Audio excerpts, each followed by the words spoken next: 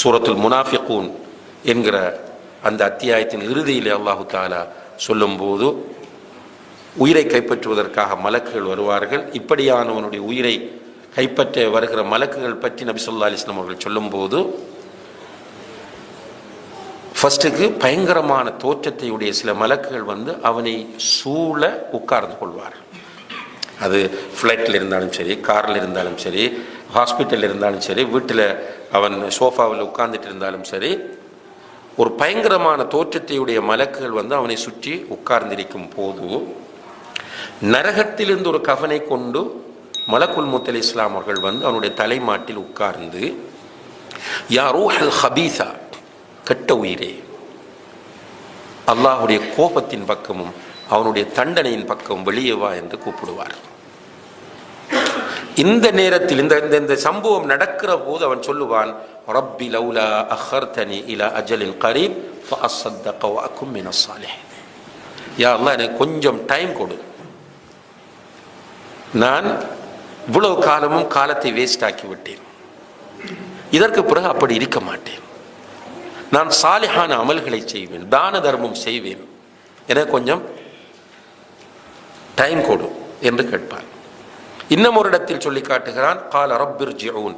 இந்த மலக்குகளுடைய பயங்கர தோற்றத்தையும் மலக்குல் மௌத் அலைஹிஸ்ஸலாம் அவர்கள் யா ரூஹல் ஹபீஸா உக்ருஜி இலா சஹத்தி மினல்லாஹி வ அதாப், கெட்ட ஆத்மாவை அல்லாஹுடைய கோபத்தின் பக்கம் அவனுடைய தண்டனையின் பக்கம் வெளியே வா என்று அழைக்கிற அந்த கடுமையையும் பார்த்து விட்டு அவன் சொல்லுவான், ரப்பிர்ஜிஊன், யா அல்லாஹ் அவங்களை திரும்பி போக சொல்லு. அப்ப புரியும் அவனுக்கு. قال رب ارجعون لعلي اعمل صالحا فيما تركت. நான் விட்டனே, அமல் செய்யாம காலத்தை வேஸ்ட் பண்ணினேனே, இனி பண்ண மாட்டேன், நான் காலத்தை பயன்படுத்துவேன், சரியாக செய்வேன் என்று கத்துவான். அல்லாஹ் சொல்கிறான், ஒரு ஆத்மாவுக்கு எழுதப்பட்ட தவணை வந்து விட்டால் ஒரு செகண்ட் அவன் முற்படுத்தப்பட மாட்டான், பிற்படுத்தப்பட மாட்டான். அப்ப அந்த டைம்ல உணர்ந்து பிரயோசனம் இல்லை. இரண்டாவது கட்டத்தில் காலத்தின் பெருமதி உணர்வான். எப்பன்னு கேட்டால், நம்ம பேசிக்கொண்டிருந்த ஆரம்பத்தில் மஹ்ஷர் அல்லாஹுடைய நீதிமன்றத்தில் கொண்டு வந்து நிறுத்தப்பட்டு அல்லாஹ் நேரடியாக பேசும்போது இவன்கிட்ட கேள்விக்கு மேல் கேள்வி கேட்பான். தொழுதாயா, வாலிபத்தை எப்படி கழித்தாய், உன்னுடைய ஆயுளை எப்படி கழித்தாய், உன்னுடைய பொருளாதாரம் எப்படி வந்தது, எப்படி போனது, உனக்கு இல்ம் இருந்தது, உன்னுடைய இல்மை கொண்டு நீ என்ன செய்தாய் என்று இப்படி கேள்வி கேட்டுக்கொண்டிருக்கும் போது இவன் பயத்தில் தன்னுடைய தலையை கீழே தொங்க விட்டு கொண்டிருப்பான். ஒரு குற்றம் செஞ்சவன் விசாரிக்கப்படும் போது தலையை நிமிர்த்த மாட்டான். திரும்ப திரும்ப கேள்விகள் வரும்போது வலப்பக்கம் திரும்பி பார்ப்பான். வலப்பக்கம் அவன் தேடிய அனைத்தும் குவிக்கப்பட்டிருக்கும். பயந்து போய் இவ்வளவும் நான் செய்த பாவங்களா என்று அவனே பயந்து இடது பக்கம் பார்ப்பான். இடது பக்கமும் அவன் தேடி இந்த உலகத்தில் செய்த அநியாயங்கள், பாவங்கள், அக்கிரமங்கள், அட்டூழியங்கள், அனாச்சாரங்கள் அனைத்தும் இருக்கும். இப்ப பயந்து போய் சவுண்டு வர பக்கம் நிமிர்ந்து பார்ப்பான், முன்னால பார்ப்பான். அல்லாஹ் தான் கேள்வி கேட்கிறான். எனவே அல்லாஹ் பார்ப்போம் என்று பார்ப்பான். ஸல்லல்லாஹு அலைஹி வஸல்லம் அவர்கள் சொல்கிறார்கள், மா யரா தில்கா வஜ்ஹி இல்ல நார். அவனுக்கு முன்னால் அல்லாஹ் தெரிய மாட்டான், நரகம் தான் தெரியும். நரகத்திற்கு 70,000 மூக்கணாங்கயிறுகள் இருக்கின்றன. ஒவ்வொரு கயிற்றிலும் 70,000 மலக்குகள். சுப்ஹானல்லாஹ். முழு நரகத்திற்கும் 70,000 மூக்கணாங்கயிறுகள், ஒவ்வொரு கயிற்றிலும் 70,000 மலக்குகள் நின்று அந்த நரகத்தை இழுத்து கொண்டு வருவார்கள்.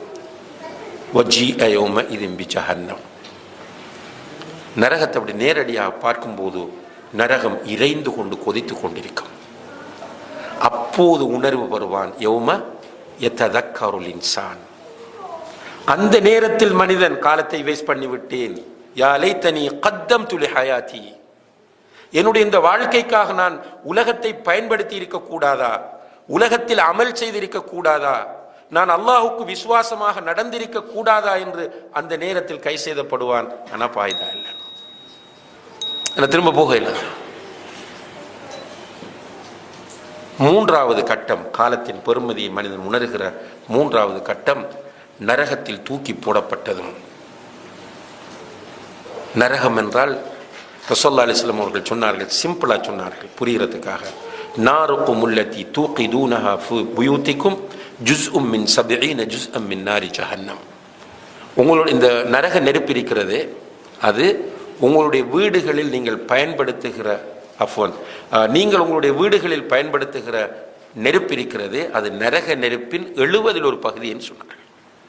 நீங்கள் வீட்டில் யூஸ் பண்ணுற நெருப்பு நரக நெருப்பின் 70 ஒரு பகுதி என்று சொன்னார்கள். சஹாபாக்கள் அப்படி அதிர்ந்துட்டாங்க.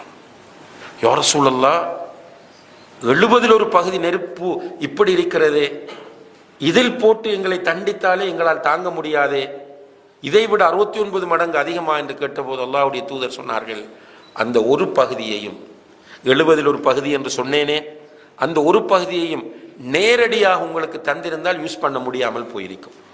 எனவே உங்கள் மீது கொண்ட இரக்கத்தினால் அதை கடலில் பல தடவைகள் அமிழ்த்தி அதனுடைய சூட்டை, உஷ்ணத்தை, வெப்பத்தை குறைத்து விட்டு அல்லாஹ் தந்திருக்கிறான். நஅூது பில்லாஹ், அல்லாஹ் பாதுகாக்க வேண்டும். இதுதான் நரகம். இந்த நரகத்தில் தண்டனை பற்றி சொல்லும் போது ஆக குறைந்த தண்டனை, ஒருவருக்கு நெருப்பாலான செருப்பு அணிவிக்கப்படும். அந்த செருப்பை அவர் போட்டால் அவருடைய தலைக்குள் உள்ள மூளை கொதிக்கும் என்று நபி ஸல்லல்லாஹு அலைஹி வஸல்லம் அவர்கள் சொல்கிறார். இப்போ மற்ற விஷயங்கள் சொல்ல வேண்டிய அவசியம் இல்லை. இந்த நரகத்திற்குள்ள தூக்கி போட்டதும் அல்லாஹ் சொல்கிறான், வஹும் யஸ்தரிஹூன ஃபீஹா, நரகத்துக்குள்ள தூக்கி போட்டால் கூக்குரலிட்டு கத்துவார்கள். சுராஹ் என்றால் பயங்கரமா கத்துறதுக்கு சொல்றது. எப்படி கத்துவார்கள் என்றால், ரப்பனா அஹ்ரிஜ்னா நஅமல் சாலிஹன் கைர அல்லதி குன்னா நஅமல், யா அல்லாஹ், இந்த நரகத்திலிருந்து எங்களை வெளியேற்றி விடு, நாங்கள் முன்னால் இருந்தது போல இருக்க மாட்டோம், சாலிஹான அமல்களை செய்து காலத்தை பயன்படுத்துவோம் என்று அல்லாஹ்விடத்தில் மன்றாடுவார். அல்லாஹ் கேட்பான், அவலம் நுஅம்மிர்கும் மா யததக்கரு ஃபீஹி மன் ததக்கர் வஜாஅகுமுன் நதீர். ஒரு மனிதன் படிப்பினை பெறக்கூடிய அளவு காலம் உலகத்தில் உங்களை நான் வாழ வைக்கவில்லையா? 40 வருடங்கள், 50 வருடங்கள், 65 வருடங்கள், 70 வருடங்கள் என்று ஒருவன் படிப்பினை பெறக்கூடிய அளவு காலம் உங்களை நான் வாழ வைக்கவில்லையா? வஜாஅகுமுன் நதீர், உங்களிடத்தில் யாரும் வந்து இப்படி நரகம் இருக்கிறது என்று சொல்லவில்லையா என்று அல்லாஹ் கேட்பான். பொய் சொல்ல முடியாது, சொல்லுவார்கள், பலா, என்னை நீ வாழ வைத்தாய், வந்து சொன்னார்கள், நான் தான் மிஸ் பண்ணி விட்டேன் என்று சொல்லும்போது அல்லாஹ் சொல்லுவான், ஃபதூகு ஃபமா லிஸ்ஸாலிமீன மின் அன்சார், அனுபவியுங்கள், கடுமையாக அனுபவியுங்கள், உங்களுக்கு உதவி செய்வதற்கு யாரும் வரமாட்டார்கள்.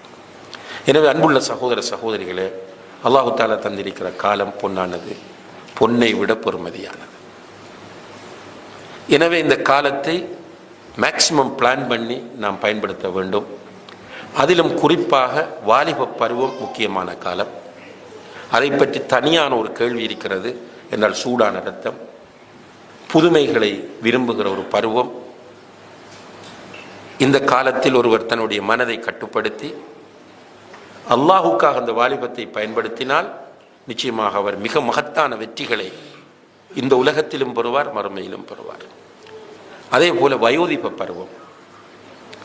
வயோதிபத்தில் இருக்கிறவர்கள் உங்களுடைய பேரண்ட்ஸுக்கு நீங்கள் சொல்ல வேண்டிய மெசேஜ் இது. இப்போ மௌத் எப்போ வரும் என்பது யாருக்கும் தெரியாது. ஆனால் 60 வயதை தாண்டி ஒருவருக்கு மௌத்து நெருக்கத்தில் இருக்கிறது லாஜிக்கலாக. ஏன்னா 65-70 மௌத்தாகும். அப்போ மௌத்து நெருங்கி கொண்டிருக்கிற ஒருவர் தன்னுடைய அந்த முதுமை பருவத்தை பயனுள்ளதாக கழிக்க வேண்டும். ரசூலுல்லாஹி அலைஹி வஸல்லம் அவர்கள் சொன்னார்கள், ஹைருன் நாஸ் மன் தால உம்ருஹு வ ஹஸுன அமலுஹு, மனிதர்களில் சிறந்தவர் யார் என்றால் ஆயுள் நீடித்து நல்ல அமல்களை அதிகமாக செய்யக்கூடியவர் என்று சொன்னார்கள். ஏன்னா நம்மளோட பேரண்ட்ஸ் கிட்ட நம்ம சொல்லணும், அந்த முதுமை அடையும் போது அவர்களுடைய நிறைய ஆட்டிடியூட்ஸில் மாற்றம் வரும். இபாதத்துகளுடைய விஷயத்தில் அவர்கள் ஃபெயிலியர் ஆகுவார்கள். அதற்கு சரியான வழிகாட்டலை கொடுத்து மார்க்கத்தோடு குர்ஆன் ஓதுகிற விஷயத்தில் அவர்களை நம்ம ஈடுபடுத்த வேண்டும். எல்லாம் வல்ல அல்லாஹ் ஜல்ல ஷானஹு தஆலா அவன் தந்திருக்கிற காலத்தை நல்ல முறையில் பயன்படுத்த நமக்கு தௌஃபீக் செய்ய வேண்டும். இதுவரைக்கும் இந்த உரையை கேட்கிற வரைக்கும் யாரெல்லாம் காலத்தை வீணடித்தோமோ அல்லது வீணடித்தார்களோ அவர்கள் தௌபா செய்தால் அல்லாஹ் மன்னிப்பான் இன்ஷா அல்லாஹ். அல்லாஹ் இரக்கமுள்ளவன், அல்லாஹ் கருணையாளன். அவனுடைய இரக்கம் அவனுடைய கோபத்தை மிகைத்து விட்டது. அல்லாஹுடைய இரக்கத்தின் ஒரு வெளிப்பாடு தான் தௌபாவுடைய வாசலை அல்லாஹ் திறந்து வைத்திருப்பது. சின்சியராக சரியாக தௌபா செய்தால் அல்லாஹ் மன்னிப்பான். அல்லாஹ்விடத்தில் தௌபா செய்து கொண்டு எஞ்சி இருக்கிற காலத்தை பயனுள்ளதாக கழிப்பதற்கு நாம் ஒவ்வொருவரும் முயற்சி செய்ய வேண்டும். அதற்கெல்லாம் வல்ல அல்லாஹ் தஆலா நம் அனைவருக்கும் தௌஃபீக் செய்வானாக.